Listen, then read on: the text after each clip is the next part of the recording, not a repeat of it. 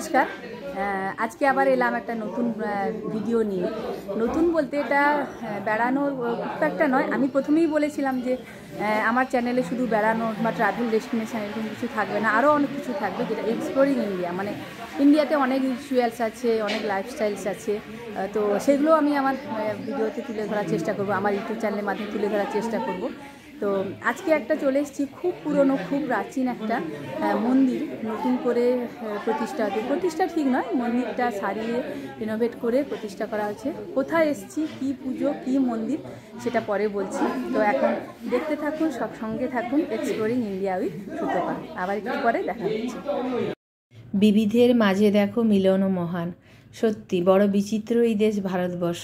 আরও বিচিত্র হলো এখানকার বিভিন্ন জাতি উপজাতি, তাদের বিভিন্ন রকম কালচার, তাদের বিভিন্ন রকম রীতিনীতি, পুজো পার্বণ এবং তাদের সংস্কৃতি, সেটা হলো আরও বিচিত্র। কারণ ভারতবর্ষে বিভিন্ন ধরনের জাতি বা একই জাতির মধ্যেও বিভিন্ন মানুষের বিভিন্ন মতবাদ থাকে, যেটা আমরা যদি চেষ্টা করি সেই সব জিনিস জানতে বা বুঝতে, হয়তো একটা জীবন পেরিয়ে যাবে, তাও আমরা পুরো ভারতবর্ষের সমস্ত জাতি উপজাতির তাদের বিভিন্ন রকমের আচার আচরণ কালচার হয়তো জানতে পারবো না।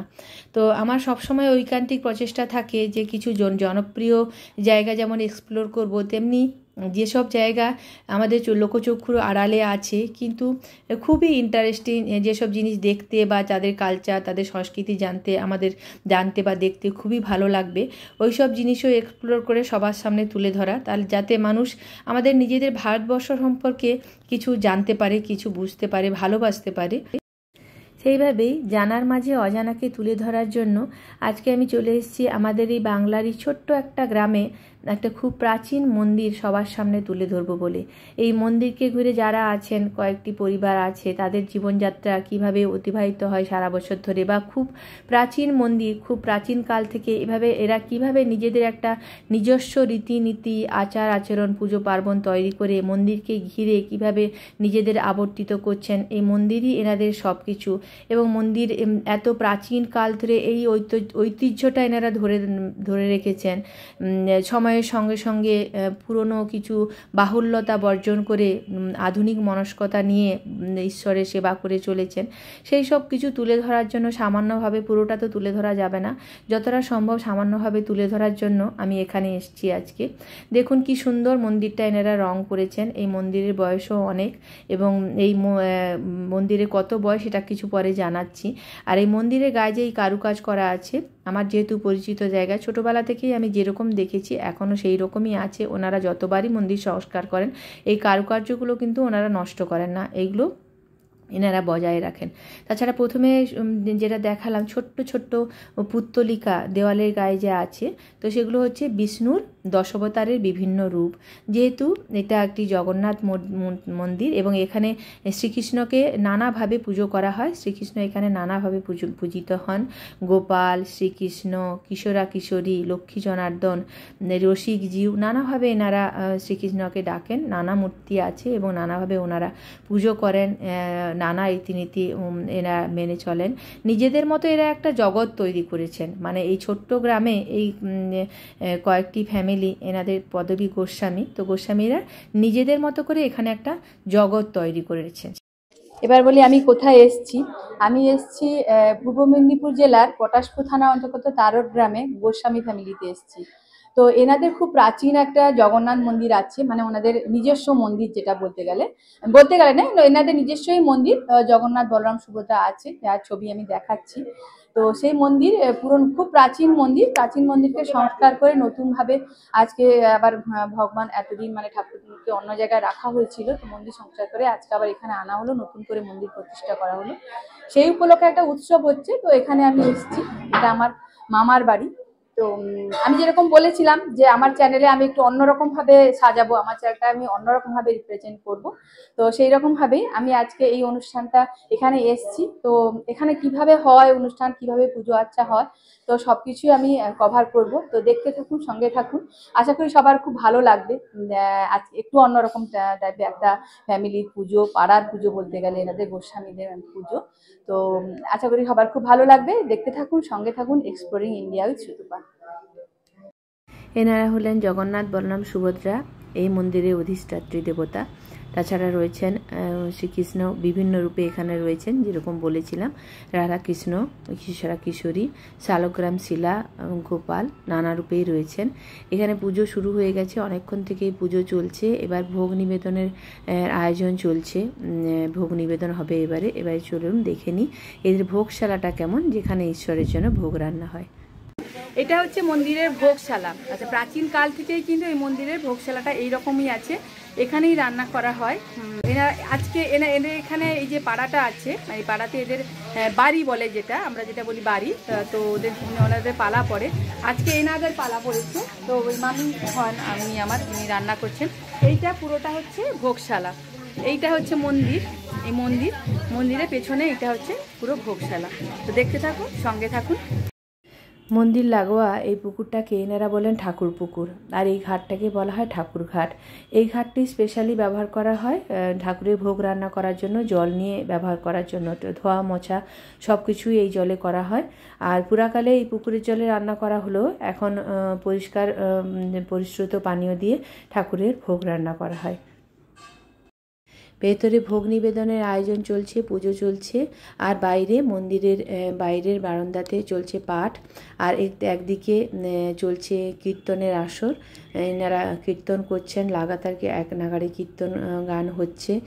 চারদিকে একটা খুব সুন্দর পরিবেশ তৈরি হয়েছে, একটা ভব্য পরিবেশ তৈরি হয়েছে। মন্দির নতুন করে প্রতিষ্ঠা হচ্ছে বলে কথা। ধীরে ধীরে বেলা গড়িয়ে চলল, পুজোও প্রায় শেষের পথে। এবারে ভোগ নিবেদন করা হবে, ভোগগুলো বয়ে আনা হচ্ছে এক এক করে। তো মন্দিরে আমরা অনেকেই দাঁড়িয়েছিলাম, দেখছিলাম ভোগগুলো বওয়া হচ্ছিল এবং সাজানো হচ্ছিল। তো আমি দাঁড়িয়ে থাকতে থাকতে পুরোহিতের পারমিশন নিয়ে একটু ভিডিও করলাম, যে ভোগগুলো যেখানে সাজানো হচ্ছিল সেই সময়ের ভিডিও এইটা। তো এখন এখানে ভোগ নিবেদন হচ্ছে, এরপর ভোগ নিবেদন হলে যজ্ঞ হবে। তো চলুন এই ফাঁকে আমরা একটু এনাদের রাস মন্দিরটা ঘুরে আসি, রাস মঞ্চটা দেখে আসি। এখন এই রাস মন্দিরের সামনে দাঁড়িয়ে আছি। এদের জগন্নাথ বলরাম সুভদ্রা আছে, রাসযাত্রা হয়, খুব ধুমধাম করে রাসযাত্রা হয়, মানে খুব সমারোহের সঙ্গে রাসযাত্রা হয় এবং বহু বছর ধরে হয়ে আসছে।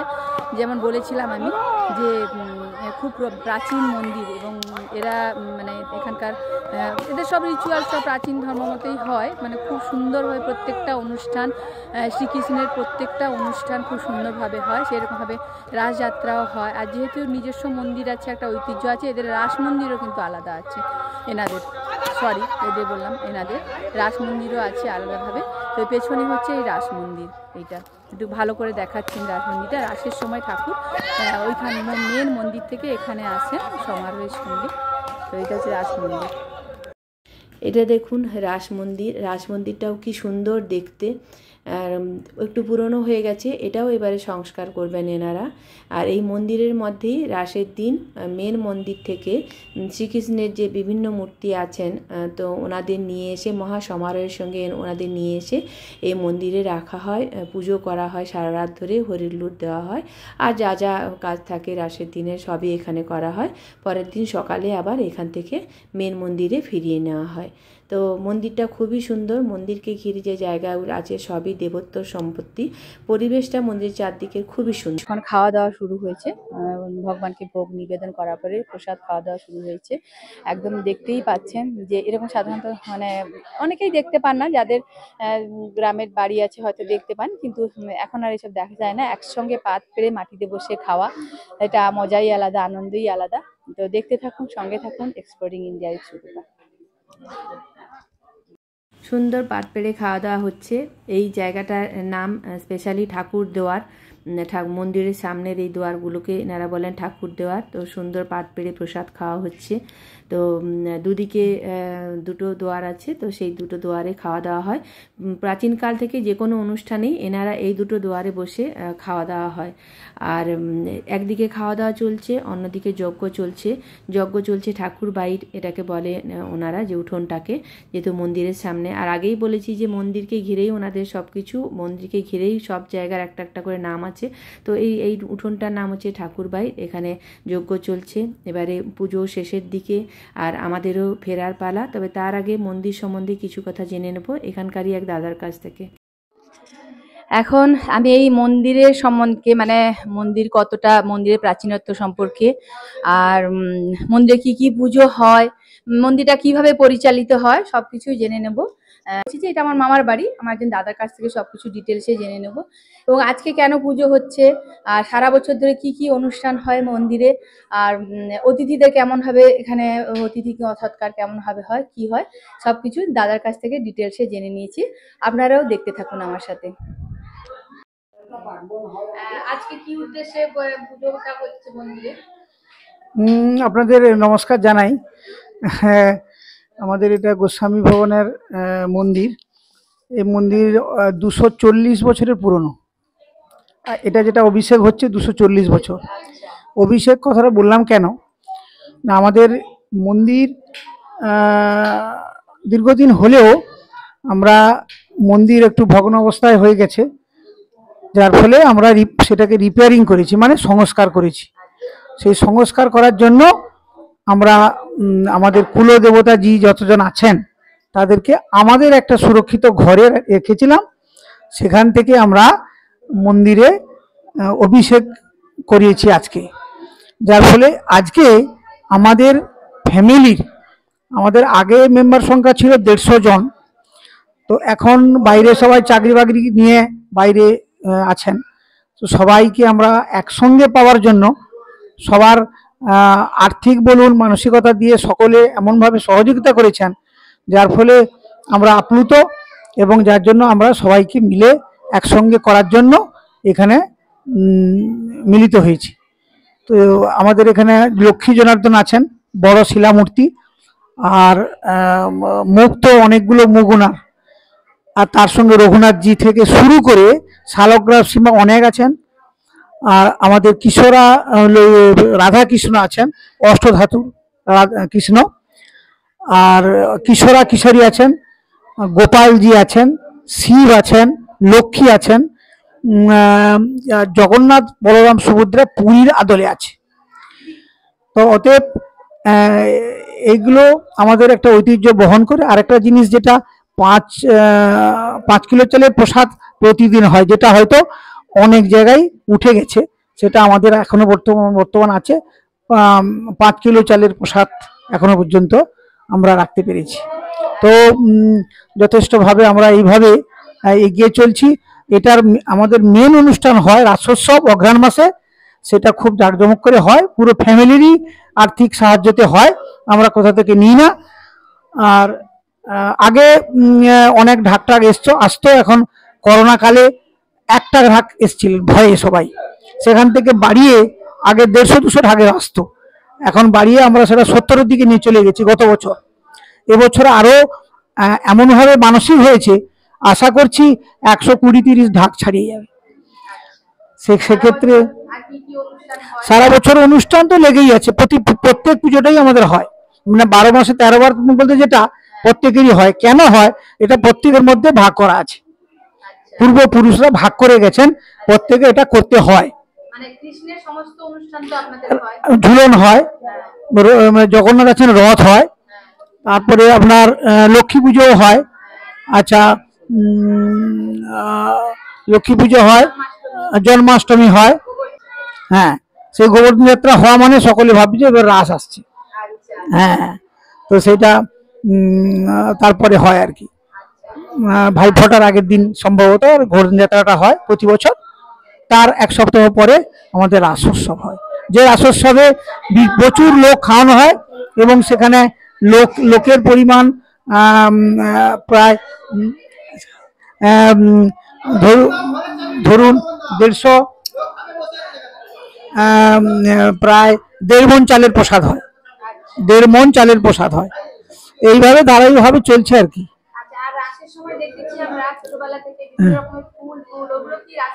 আর রাসের একটা আমাদের এই মন্দির থেকে, এই ভেতরের মন্দির থেকে বাইরে মন্দির, এই মন্দিরে পথ হলো কত হবে আপনার 5 মিনিটের পথ, কিন্তু ওই 5 মিনিটের পথ যেতে ঠাকুর বেরোন 12টায়, পৌঁছান 4টায়, ভোর 4টায়।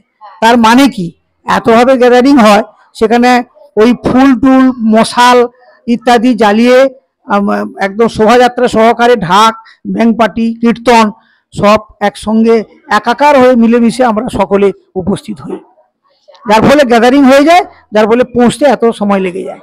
আচ্ছা, বললেন যে 240 বছরের পুরনো, হ্যাঁ। যদি দেখতে আসতে চান এখানে, তাহলে আপনারা কি তাদের অ্যালাউ করবেন বা অতিথি নিশ্চয়ই নিশ্চয়ই, আমাদের তো এমনিতে প্রসাদ হয়, সেটা নিয়ে অসুবিধা নেই। তবে বেশিরভাগ সময় এলে ভালো হয়, যেটা আমাদের অবগতির জন্য জানাই, যে রবিবার হলে ভালো হয়। অনেকে আসেন বাড়িতে, যারা বাইরে চাকরিও করেন তারা রবিবার হলে বাড়িতে আসেন ঠাকুরের টানে, যে এই ঠাকুর বাড়ি আছে, বাড়ি থেকে শনিবার আসলো, রবিবার থাকলো, সোমবার চলে গেল। এই রবিবার এলে সবাই সঙ্গে দেখা হবে। চলছে, স্থিমিত হয়ে গেলেও এই যে অভিষেক দিয়ে আমরা আবার নতুন ভাবে আবার পুনর্জন্ম লাভ বলতে গেলে যেটা বলে সবাই, সেইভাবে আবার পেলাম। আমাদের যত পুরনো আত্মীয় টাত্মীয় সবাইকে আজকে পেয়েছি, তার মানে সবকিছুই ঠিক আছে। হ্যাঁ হ্যাঁ, তো আশা করছি সেই যে সবকিছুই ঠিক আছে, তার মানে আমরা আরো এগিয়ে নিয়ে যেতে পারি। আরো এগিয়ে যেতে পারি, ইয়ং জেনারেশনই বেশি করে এগিয়ে আসছে।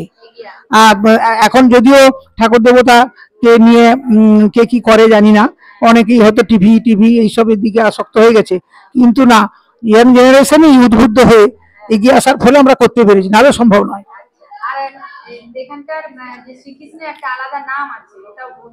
লক্ষ্মী জনার্দন, লক্ষ্মী জনার্দন, রসিক রায়জিউ, লক্ষ্মী জনার্দন, রসিক রায়জিউ।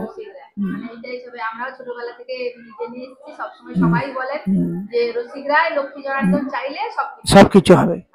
একদম একদম। এখানকার মানে আমি যেটা ছোটবেলা থেকে দেখেছি, যে একটু বৈষ্ণব মানে বৈষ্ণবদের মতো সবকিছু, শ্রীকৃষ্ণের সবকিছু সুন্দরভাবে পালন করা হয়।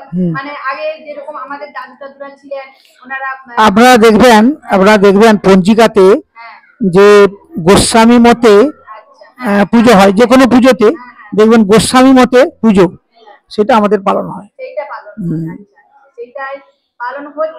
এবং হ্যাঁ সেটা হবে, সেটা চলে আসছে। আমাদেরও একটা গর্বের জায়গা, সেটা আপনারা তো এসে উপলব্ধি করেছেন, আপনারা ভালো করে দেখতে পাচ্ছেন। হ্যাঁ,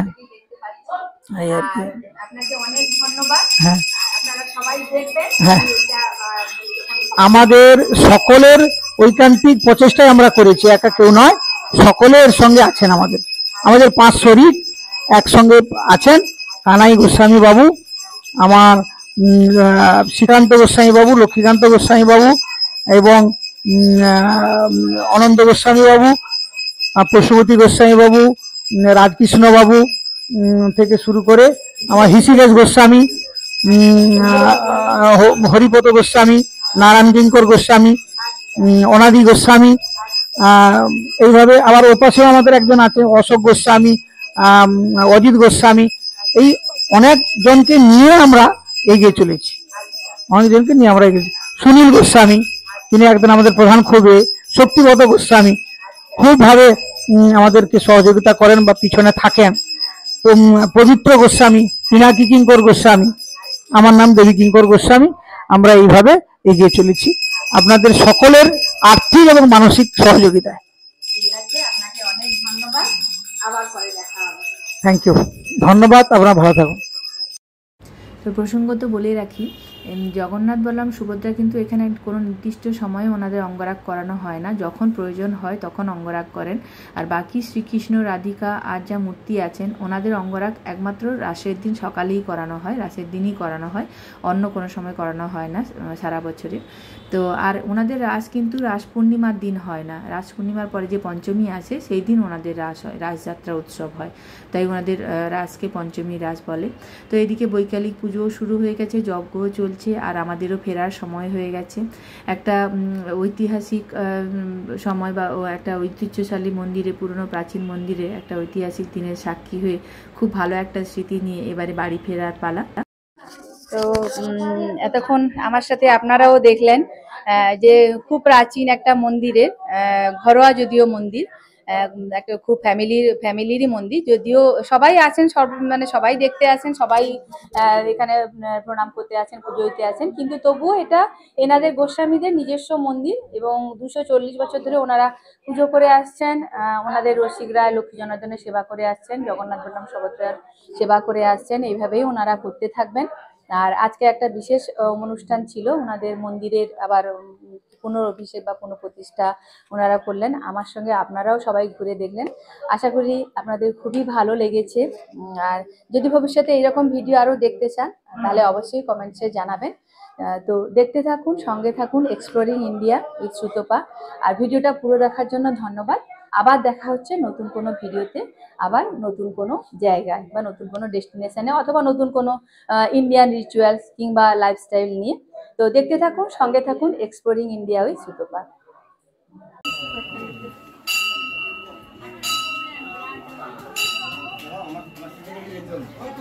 আমাকে দেখাও, সে পছন্দ হলো না, মাঝে মাঝে কথা হয়ে যাবে।